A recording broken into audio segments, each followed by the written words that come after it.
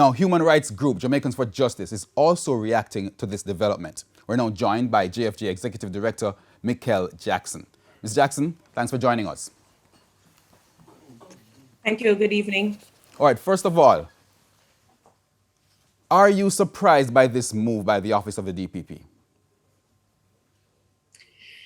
I think given the tragedy that the family has gone through and is going through, and we extend our absolute condolences to the family, and given the public outcry that we have seen and have continued to hear, then I wouldn't say that we're surprised, but we are where we are at the moment.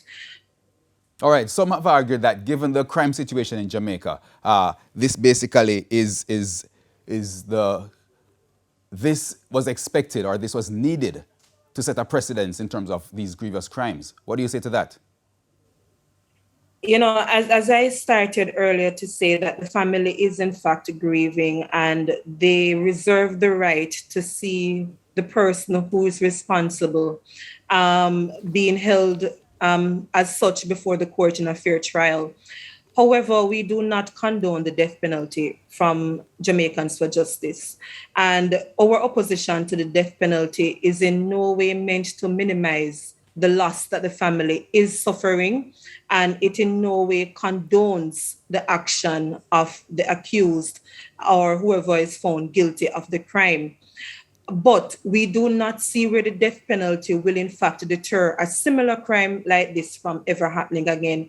However unfortunate it is, the crime rate requires a comprehensive reform of the criminal justice system, stronger investigative processes for domestic disputes such as this. How do we put measures in place to ensure that we're talking about conflict management for the family who is now grieving?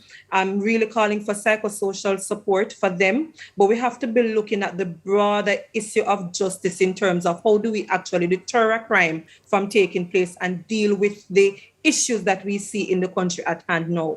And again, this is something that is outraged in the country. We all are going through it. We all are calling for justice, but justice does not mean that the death penalty is the best recourse.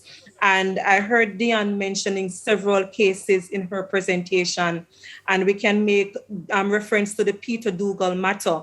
And what that said was the court must consider several factors. And this particular case, it's still going before the court. We have to let justice play, but we have to look at what the court is duty bound to consider, the circumstances of the accused.